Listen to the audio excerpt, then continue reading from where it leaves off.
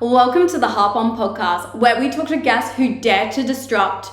We dive deep into the art of storytelling, the grind of filmmaking, and what it actually takes to carve out your own path in this creative world. Today, we're joined by the most popular female talent. The winner of the Logie is Amy Mathews. Best known for her beloved role as Amy Armstrong in the iconic series Home and Away, and most recently played Sasha Price in The 12. Amy has captivated audiences with her performances on both screen and stage. In this episode, Amy opens up about her passion of storytelling, her experiences in television and theatre, and the lessons she's learned along the way. Whether you're a longtime fan or just discovering her incredible work, get comfortable and enjoy our chats with Amy Mathews. My love, welcome. Thank you. How you good doing? to be here, finally. Yeah. I was late, yeah.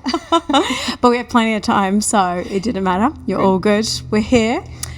And Amy, what are you currently harping on about? What am I harping on about? The simple answer to that question is probably my internet-free tablet. The Remarkable, that I in no way am sponsored by. I just started using it. I started using it on the 12 actually, 3-month show. So basically I'm paper-free now on set, which is really rare. And every time I use it, people ask me about it and I point them in the right direction. But there's so much paper in our industry. It's kind of crazy. And we need to move in the direction, and the idea of having an electronic notepad that it's not going to ping, it's not going to ding, it's not going to distract you, it's not going to go off on set. It's been really great, and I'm all in one place, and I don't have tons of exercise books. It's been great. So it kind of gives me like a big Kindle energy. Yeah. Because I've actually never heard of them, but it sounds great. It's essentially, the title is an electronic notepad. So you can draw on it, you can move PDFs onto there, you can, highlight all that kind of stuff, and you can read stuff, but you can't go on the internet. So it's just a notebook that isn't paper. And they've designed all this technology where it feels really great. And, So do you put all your scripts and stuff and then annotate from there? Everything, yeah. That's so cool. Yeah, the one thing I had to get used to was moving between, because usually when you've got a script, you've got a notepad on the side, and so you're reading and notating and you're sort of going, but because it's in one place, I have to go out and in all the time. But once you get used to that, and obviously there's going to be a period of transition with going paperless. Yeah. You just got to be brave and not be a Luddite about it. Yeah, I love that. I'm actually going to look into that because I've seen, like, obviously you see like iPads and stuff that work in that way, but I'm the same with like, I don't want to have notifications or anything like that. So I love that idea, especially with having the script and being able to have those annotations and stuff. Yeah. I love that. That's really cool. I'll point you in the right direction. I really need to get sponsored by Yeah, literally. I do love that. So talking about obviously your journey in the film industry and with acting, what was your childhood like? Did you find there was like little things that kind of glimpsed and showed you that you were going to go into acting? Like, did you do it when you were younger? Like, how did that come about? That's an easy answer, yeah. And the thing is, my personal story is there wasn't anything else. So it was kind of really simple, and I feel like for a long time I've been running away from it, but it's really the only thing that I felt like I was really good at. It lit me up, and it's funny, I have very little memory of my childhood except for these moments of like revelation in drama class and stuff. It's really weird. But yeah, it was always just that, which is really simple in some ways. Like, I remember, meeting other artists who were like, I don't know if I want to paint, or I don't know if I want to go into textiles, or I really like scripts and drama, and they were sort of flip-flopping and it caused them a lot of agony, but that was never the case for me because I have, kind of gone into art in different formats, but it's always been from the lens of an actor, I think. So yeah, there really hasn't been anything else for me. It kind of like reminds me of that saying, how they're like, don't have a plan B. Yeah. And like, if you don't have a plan B, like plan A is going to work because you're going to make it work. That's kind of gives me right. that kind of energy in a way. That's where I feel like I'm at now. There's a really great podcast called the Two Shot Podcast. It's all just working actors talking about, you know, being out of work process, you know, mental health, all that kind of stuff. There's this really wonderful actor I love called Joe Gilgan, and he's amazing. He's the lead and the creator in Brassic. Ooh. Do you know that? I haven't seen it, but I know what you're talking about. He's amazing. And so he has ADHD, he has anxiety disorders, he has all these things, and he says, and it really spoke to me, it was like, it's the only thing I've ever been able to do. It's the only thing that focuses my mind. And when I see other people get onto something, they're like, I don't know, maybe I'll go into economics, I've got a degree in philosophy, maybe I'll do it. It's like, he just goes, fuck off and do those things, because this is some of us who can't do anything else. Yeah. This is it for us. Yeah. So if you've got somewhere else to be, like, be there. Yeah, and bye. let us do it. I kind of feel like that too. It's like, I don't have a plan B. I don't think I've ever had a serious plan B. So in a way, it makes it simpler. And it means I can sort of weather the things like rejection and endless waiting and questioning in a more kind of Zen way, because that's it. If I had a plan B, I'd do it. So true. It's so true. And like with the rejection side of things, because as an actor, there's a lot of rejection. Like it's like a constant no kind of thing.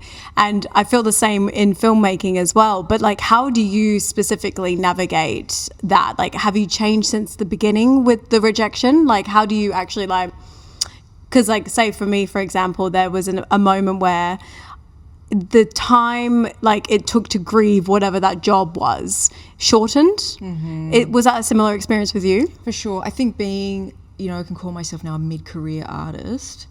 I've really made peace with what that rejection is. It's absolutely part and parcel of it. And if you can't handle it, then again, plan B, because it's, you know, it's really, but I feel like now I'm at a point where, and it's something that I questioned in my early 20s or when I came out of drama school, was I know what I have is valuable, is of value, and I know that if I stepped onto your project, I could make it better. I really believe that in the humblest way I can say that.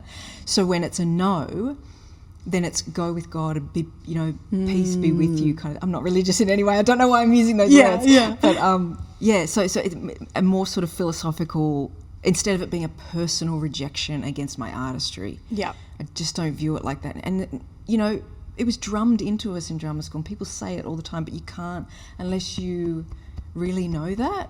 So the pleasure is getting to work on scripts and audition and do all the research around it. That's the work and that's the gift. And when the job comes, that's great. Yeah. It's hard. You've got to be philosophical about it. Yeah.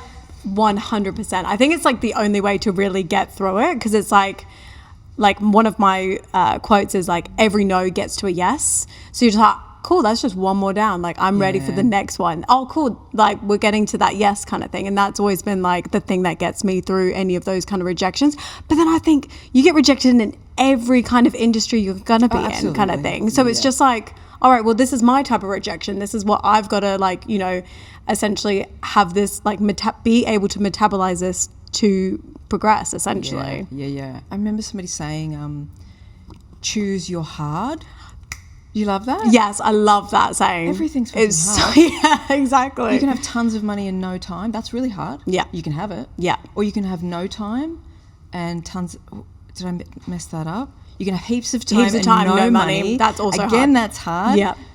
Choose which one you know, like everything's hard. Exactly. Like that stoicism thing. Yeah. I totally love it. That. I love how we've gone like really like full circle of like really philosophical. Yeah. So nice. I love it. So you did acting a lot in your childhood. Was that kind of like, did you do curriculums kind of things, or was it like in school and then you realised you wanted to do more of it, that kind of thing? Yeah, those early were just like school plays and things like that. And then I started doing it outside of school in high school. And that was kind of it. Theatre first and then moving into screen? Yeah, I didn't do screen I auditioned for a few screen things in when I was in high school, but... And when I was in drama school, so I went straight to drama school from high school, they said, you won't work in screen, you'll really only work in theatre. And the first jobs I got out, no one wanted me for theatre at all. It was all screen. It was baffling. it's funny, so much of the industry has been really mysterious to me in that sense, and yeah, you got to take those things with a pinch of salt. Unless those people are working on the ground, those mentors and tutors who are in institutions essentially, unless they're really keyed into what is happening at the moment, what stories are being cast, and anyway, so yeah. Well, because it's just like opinion at the end of the day. That's right, and this whole industry is opinion, and everyone's got a different one. Yeah, 100%, 100%, and kind of going into today, because obviously we've got these like philosophical things that we're saying. Do you have like a mantra or anything for 2025? I feel like I'm still sitting in a mantra, if you will. I guess I wouldn't use that word, but yeah, definitely it's a mantra, which is to embrace blind hope. It's funny. It speaks to me, but I feel like I had a bit of a revelation a year and a bit ago that, okay, this is what I want to do. I'm not going to run away from it anymore. I'm going to commit fully. And so with that is that there's nothing to back up, because after every job you start straight back on the breadline as an actor. You're back auditioning with everyone else. It's not a linear progression as a career. So that's what I do with auditions, and that's how I go into, because there's so much that is out of your hands as an actor, because you're an interpreter. Unless I create something and have the genesis of it as myself and write it or produce it or create it, which I know isn't me, I am an interpreter. I'm one of the last people to join the project. And that comes with, and for me, that blind hope is that the right project won't pass me by, and I will be ready for it when it comes. Yeah. It helps me through, and it alleviates sometimes my stresses, which is, I don't know what's going to happen tomorrow, and that's okay. And I hope that it'll be great. Yeah. And I feel like hope is actually one of the most powerful feelings you can have, because if you have that sense of hope, it, I don't know, really propels you forward.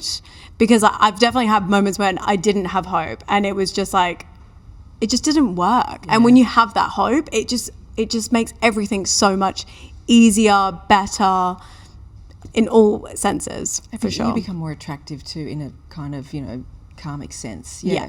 And it's optimism is another word for hope. It's positivity, and when you have fear I've had those times in the industry as well where I was done, and the work doesn't come when you're in that space. No. It just doesn't. No. Nothing. Yeah. So blind hope and optimism and childlike sense of wonder about things. Yeah. No, I love that. Do you feel with that sense of hope, do you know what, like, where that came from? Was it just like kind of a slow progression? You're like, oh, actually I realized that's where this came from, this blind hope? Or was it one of those things you hear, like, when you hear like a certain quote and you're like, oh no, actually I really resonate with that right now, kind of thing? I don't know. I think I realized that I hadn't allowed myself to be hopeful in this industry for a really long time. I sort of resigned myself by self-protection that I wasn't going to go any further, that this industry, there wasn't a place for me. My work isn't being validated by the people who it's necessary to, all those kind of outside things.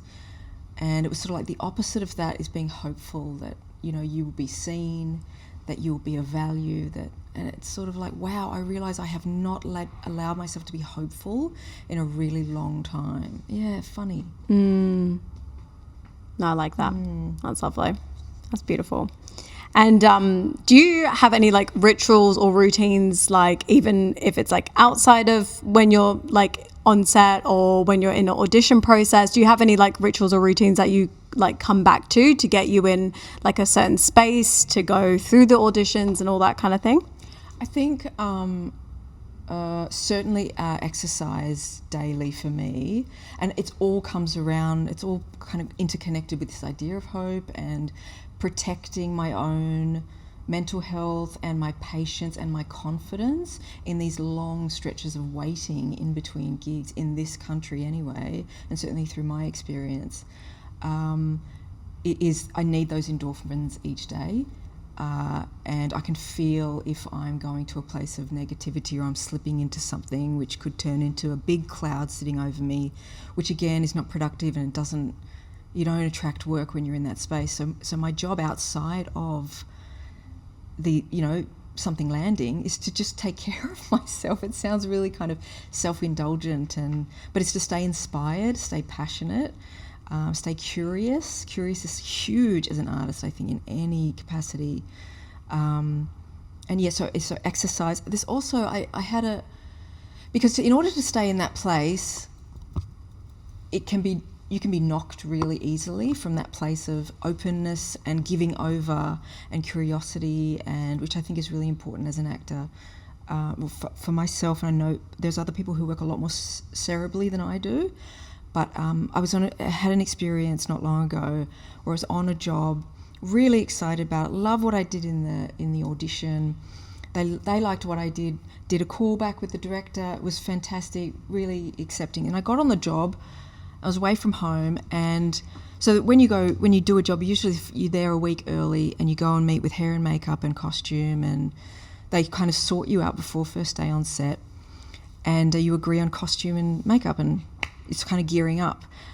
I was really excited about it, and wardrobe couldn't find things that the producers were happy with. So we kept workshopping, because it's a conversation, you're workshopping together, and really liking some ideas. They went to the producer said, absolutely not. Okay, so we're back to the drawing board.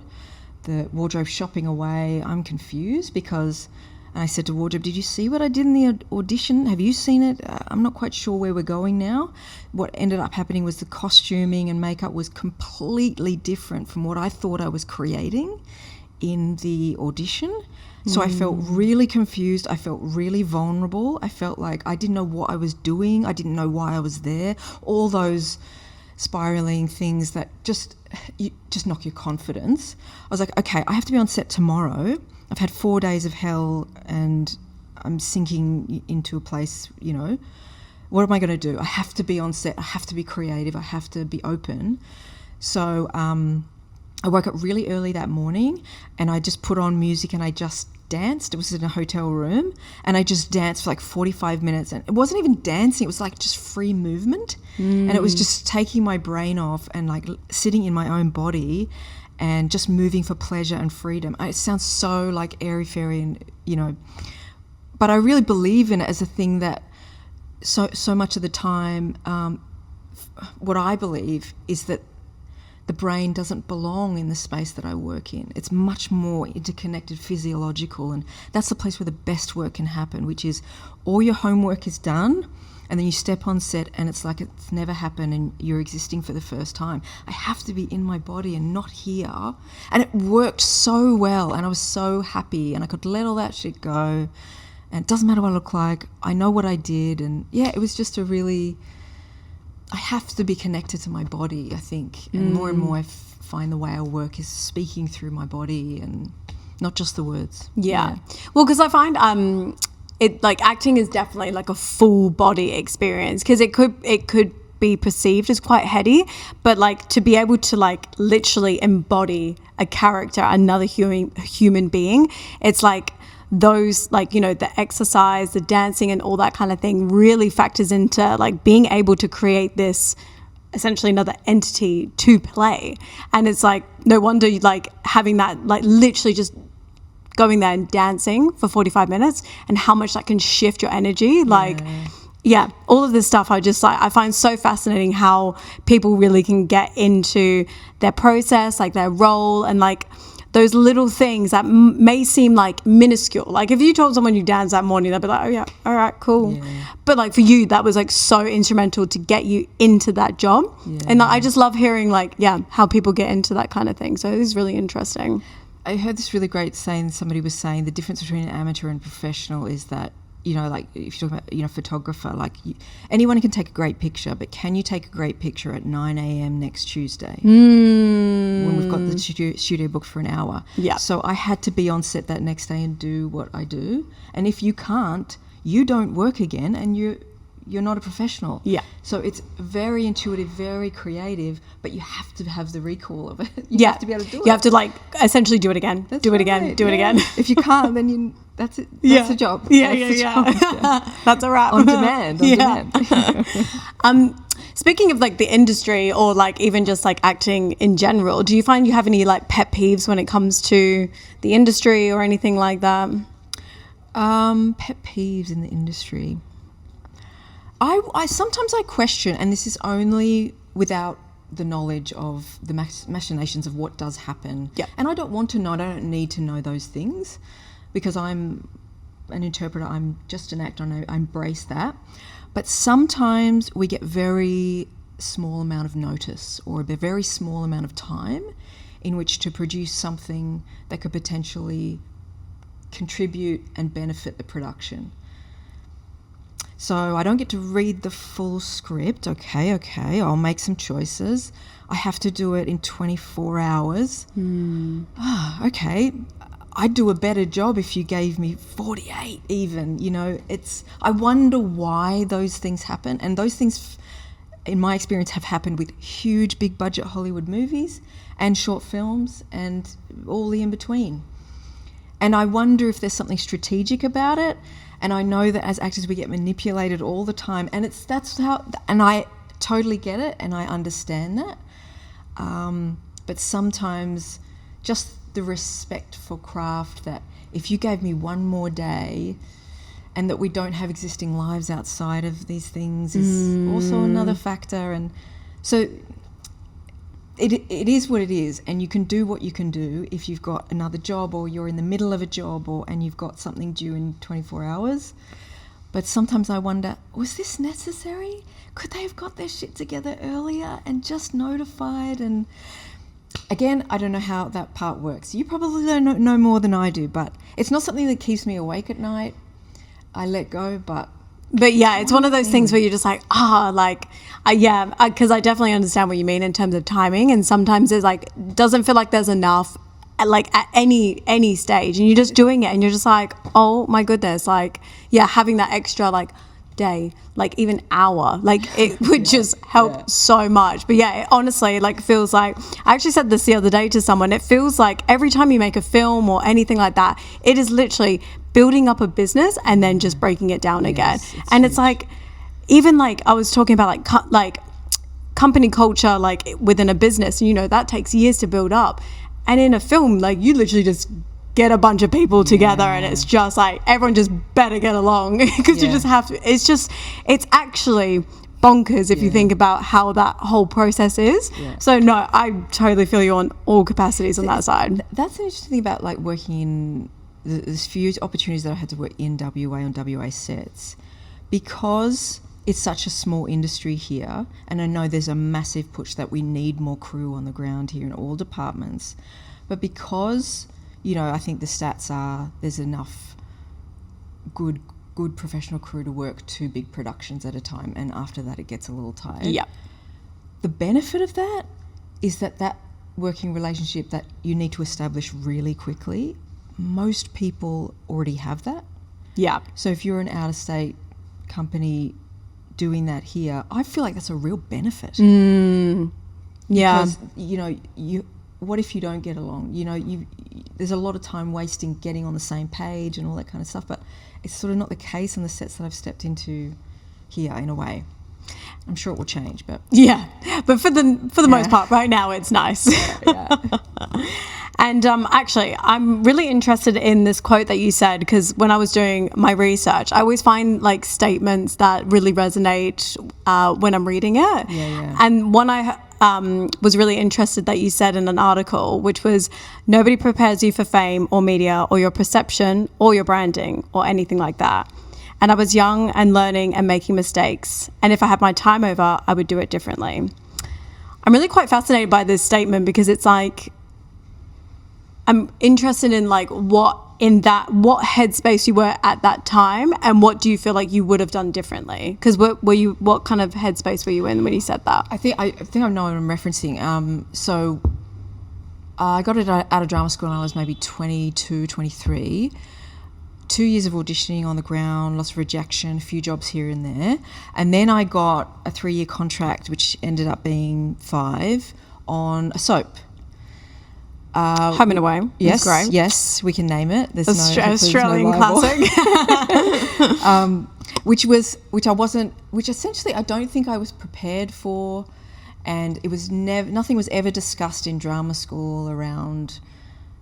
And I think philosophically I was really just struggling with this idea that I've studied to be an actor for the craft of acting. I didn't study I wasn't a person who was like, I want to be famous, I want everyone to know who I am. I wanted to work. So they said, you can work. And I was like, great, that's fantastic. And then there's all these other things that I didn't know about and I wasn't prepared for and didn't handle very well. And I think part of it was being young and really not wanting to be a part of a club that would have me as a member. You know, that sort of, I didn't understand why I was on the show. I didn't understand why the people that liked me. I didn't understand. I didn't feel like I fit.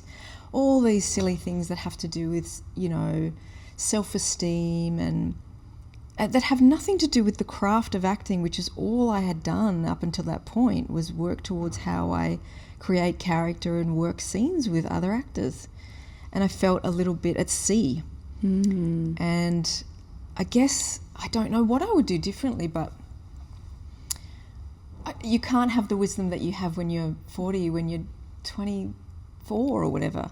But I know I just didn't handle that very well. I was very frightened of the idea of it. I couldn't make sense of it. I wanted to hide away from it. And I think if that happened to me now, I'd take it with a lot more... I wouldn't be so precious about it. I wouldn't, you know, and allowing... I think my relationship to the audience is something that I've worked on a lot. That, again, for my training was never discussed or never at the centre of anything. So I remember leaving drama school and being on stages or being, you know, doing a show like that, and audience members would come to me and say, want to engage with me, and I just didn't know what they wanted, and I didn't know what I wanted from them, and I didn't know how. And so I think my relationship to the audience has changed, because essentially, we, you know, like, I believe that we're interpreters as actors. That's our skill. Again, we come on as one of the last creatives and we interpret vision. I don't have the genesis of the vision. I enter into the projects and I interpret the writers and the directors and the producers' vision and execute it. That's sort of a really small part of things, but because your face is what people see, it gets conflated, you know, in a really big way. But really, all I did was say the words and I study acting. That's all I do.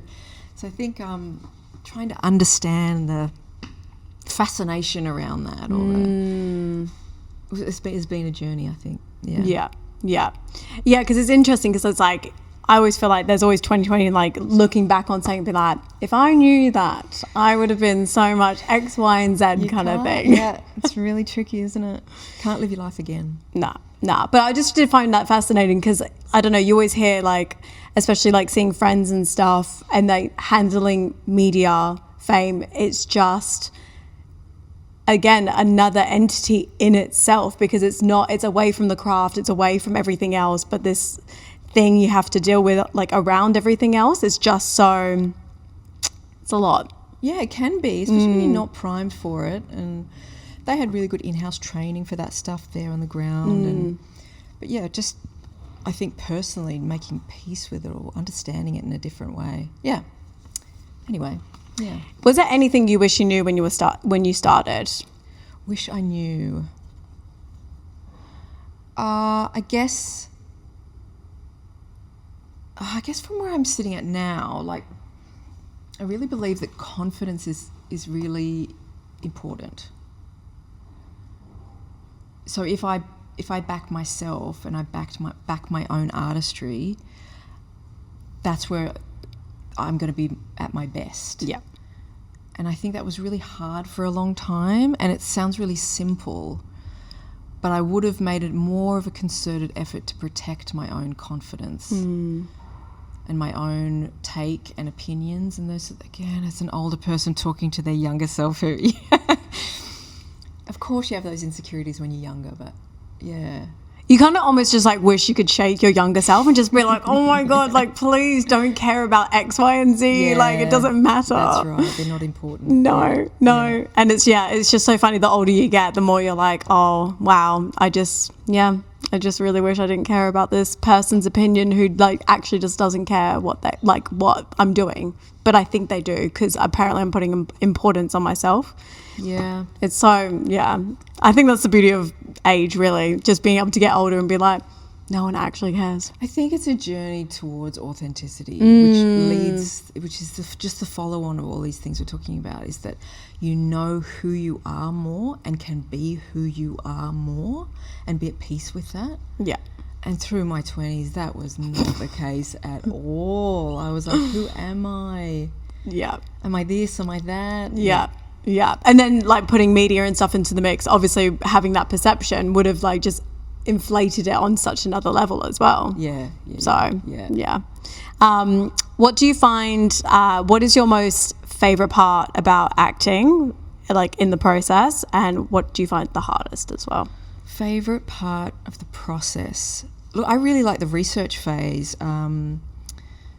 Finding out as much information about something new. I think that's where curiosity comes in, and all the things you learn on a single project can always be used for other things. I did an audition a while ago and led me down the track of Norse mythology, which I knew nothing about.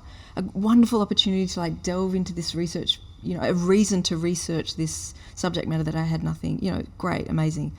I really do enjoy that kind of lateral stuff that just sits around in the background and influences your character development in a really lateral way. So just getting lost down a trip that you don't know where it will land, but it has an influence. It'll come back somewhere when you're creating character. I really like that. And essentially, my job begins and ends on set. That's it. Afterwards, the editor has it and the filmmaker has it. But so the work itself is those moments on set for me, which is doing it however many times we get to do it. That's it. That's what I live for. I mean, it's really interesting seeing how stories are told, and from what I thought from the beginning reading it to what I actually did on the day, and then what they edited, what they put music to. That's really fascinating and interesting. And I love stories and I love storytelling, but that's not my business. My business is that period of time on the ground, on the floor, on demand, where I get to play. So it's really short. It could be half an hour sometimes. That's the most rewarding part, is the actual scene work. Yeah. Or the time in front of the camera. What was the other question? Hardest. The waiting. Yeah. So I'm rephrasing rejection with waiting. Oh, I love that. So you're not being rejected. You're just waiting for the next project. Yeah. So in this period of waiting, I got a no, but I'm still waiting. Yeah. I'm in a waiting room. Yeah. So I guess the waiting is hard. And in that, again, my job is to stay passionate and curious and open-hearted and open-minded, so that when that right project comes up, or when the next audition comes up, I don't have to rev myself into gear or find that place in order for me to create the best work that I can create. I'm already sitting in there. So day to day, that's exercise, ingesting art, research, those sorts of things. Yeah, but that is a really hard negotiation, and being the isolation of that as well, because it's such a collaborative art, and as actors we don't have an art studio where we can play with clay and create something and throw it away. Essentially we need a set of people in order to do our craft. We can do monologues at home in the mirror, but that's not the same thing. I mean, no. Yeah, so that is the hardest part. Yeah. But I wouldn't change it, because... Yeah, because that's your hard. Yeah, that's the hard I choose. Yeah. Yeah. I love that. And... so how do you specifically find being an actor in Australia? I guess I don't know anything else. I mean, I spent a little bit of time in the States, but I didn't do any work over there. Look, I only know for myself who I guess I could call myself a working actor. And essentially, I think what that means in this country is I get 2 to 3 jobs a year. And in between, and sometimes those jobs can last a week. Sometimes those jobs can last 3 months, sometimes 6 months, sometimes 2 days. But 2 or 3 a year, and I'm ticking along. Yeah. And that's hard. But there's varied work here, I think. You know, there's overseas stuff that gets shot here, which gives us the opportunity to do different cultural work, which I find really exciting. Accents and all that kind of stuff. It's great. Love. Yeah. I love that. That's fun. So I recently watched The 12 and you were fabulous in it. Just really raw and authentic. And when you were talking about how you have this like almost tapestry in a way of all these things that you've researched and all that kind of thing, really like I can see that in your acting, and it's just like so beautiful to see. So what was your experience on working on The 12? Because obviously it was shot here, so you get that luxury of like being home and all that kind of thing. Like, how did you find that? One of the experiences of my life, right? I mean, when that audition hit the ground, like we all knew every woman wanted Sasha Price. She was a great role. She was incredibly written. And I thought I had absolutely no chance, which was really incredible. So the opportunity to over 8 eps, to create an arc like that, not as a support, you know, feeding in, and was incredible. And I felt ready for it, which was really good. Not in an egotistical way. I felt well matched for it character-wise, and so much of it is luck and something hitting the right, you know. So, but I think there's something about, I think what I realised through it was I sat in that space for a long time, and which isn't to say method acting or anything like that, but I did need to kind of come away from it and sort of let it go, because it meant a lot to me and she meant a lot to me, and there was tons of research, and I was really aware that the courtroom scenes, there'd be a lot of me listening. There were tons of courtroom scenes and I said absolutely nothing. And that's a really interesting challenge. And I was like, I can't overwork it. I have to sit back into it and trust the camera will pick that up. And I don't think I've allowed myself the real permission to do as little as I felt like I did on set in those days. And I just sort of went, I hope this is reading, because I really don't feel like I'm doing much. It's a tricky thing to talk about, but I know what you're saying, because it's like you don't want to, like, you almost want to be able to like show that you're present, but you don't want to be overthinking it so it like looks too much on camera. Yeah. But then not thinking about anything, so you're just like lounging. So I definitely get that. Did you have certain things you would come back to like be like making sure you're engaged in that scene? Like, how did you do that? I was really just go back to listening, and that can just be your saviour. It lets everything else go. Just hear it for the first time. Keep hearing it for the first time. I mean, those courtroom scenes are so good because essentially it was being in a masterclass, because Errol and I got to sit next to each other, Errol Shand, and we just watched these really great actors each day come up and do their witness speeches. And they were all really amazing actors, and we were watching how they worked and in between takes, because there wasn't a lot of pressure on us. It was really great. I mean, if you were new to the industry and you didn't know how a set worked, like a lot of the jurors were in that position, it was great because you were just immersed in it. You had a fly on the wall kind of thing of grips working and lights flying in. I mean, it was such a great learning experience for, you know, a lot of people. But yeah, there was lots of challenges. It was really great experience, and gave me a lot of confidence. And that thing about your work being verified by the decision makers, it does matter. And you know, I was sort of in the wilderness a bit. I had nothing big had landed for me for quite a while, and I wasn't in a place where I thought I'll get this. And I didn't have a lot behind me that I could offer them as far as, you know, cachet of being in other things and profile. So I feel like this sort of took a shot with me, and it really gave me sort of the boost I needed to go, what I have is valuable, and I think I'm going to do a good job on this. Yeah, it's funny. Confidence is everything, unfortunately. But it is so true. And it's like, yeah, it is interesting because like when you are like, it's like those micro moments, right? It's like all those like little things of like when you're in that courtroom and you're sitting there and you're like, oh, okay, like I need to just engage, but how do I engage? And it's like, oh, okay, no, I can just listen, and like doing those little things. And like I feel like in those micro moments, obviously getting the role is like a massive confidence boost, but it's like also being like, how can I do it in these small little moments as well, kind of thing, which is really interesting. And I love hearing about, because it's just like, I don't know, I love going back and watching things and being like, oh, like I know like she's like listening in this point, and that's what got her to like do this performance and that kind of thing. So yeah, it's fascinating. Yeah, I don't make a very good teacher because I feel like it's not my job to unpack my process and understand it in an A to B to C to D. It's much more liminal than that. It's much more kinesthetic. So when I try and put it into words, it almost evaporates. But I think that's right. There needs to be a mystery about how it happens, and maybe that's part of what you call talent, or but I don't know that it's something that you can really tangibly explain. Yeah. And I don't know that it should be. Yeah. No, that's beautiful.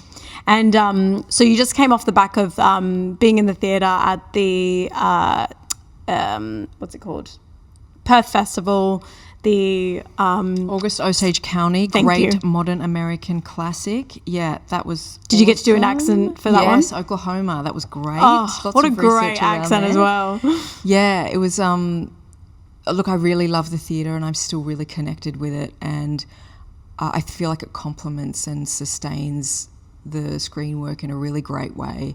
And my journey has always been to straddle the two in equal measure if I can. And I think a lot of the great actors that I love and respect do that. And I know people talk about the differences between, and it's many and varied, but it's still the same genesis point. But and the truth is, theatre gigs last a while. I had 4 months of work. That's awesome. If you get a guest on a show, you get a week and a half, 10 days, and that's it. So, but that was really great. Great reviews, really incredible cast. Pamela Rabe, Greg Stone, really incredible, seminal Australian actors. I think so much of our passing down of information comes with watching those great actors who have come before and just being around them and watching them without asking questions, but just absorbing. And I got to do that, which was extraordinary. Yeah. Beautiful. And what are you currently doing in your period of waiting now? My period of waiting? Yeah. Well, I just came off that job, so letting that go. Researching something about a seminal Australian poet, playwright, for a development for something, so that's great. Another research hole that will keep me occupied. I've got a film coming out soon. I don't know when. I think they said July, but I don't know. And where was that shot? That was shot Melbourne. Melbourne, nice. Yeah. And auditioning for things and going down research rabbit holes and taking myself to art and watching great performances and doing things that keep me passionate and talking to wonderful people and connecting to community and industry. That's what I do in my waiting periods. Amy, what is your favourite film? Oh gosh, favourite film. I really love Happiness by Todd Solondz. Favourite film. Yeah, that's the one I'll choose. Yep, done. TV series? Sorry? TV series? Favourite TV series? Oh my gosh, this is so hard. Favourite TV series? I'm going to think of one as soon as I walk out this door, which is going to be awful. I know there's something that... Okay. I'm currently obsessed with Severance. Have you watched Severance? I haven't seen it. I'm watching White Lotus. What else am I watching? So good. You know what? I'm a real comedy buff, and what I think is a perfect series, and I just absolutely adored, was Peep Show. 9 seasons. It was a beautiful gem of a series. I love a lot of them are comedies, Statlet's Flats and English comedy stuff. I really remember watching 6 Feet Under back in the day, but favourite is tricky. Yeah. Yeah. It's funny because like I don't even know how I literally answer like what my favorite is right now. Yes, and it's Severance. right. What book recommendation? Book recommendation. Okay. I just finished My Brilliant Career because they're shooting that in Sydney in a little bit. And I thought, look, even if I don't get an audition, again, it's a great reason to read this classic Australian novel that I've never read and go down a research rabbit hole. Great.